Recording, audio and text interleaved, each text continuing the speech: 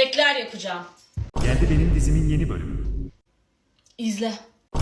İzliyorum. Hamuru için 1 su bardağı su, 100 gram tereyağı. Tereyağımız eridi, şekerini koyduk. 1 tatlı kaşığı şeker, 1 çimdik tuz. 1 paket şekerli vanilin.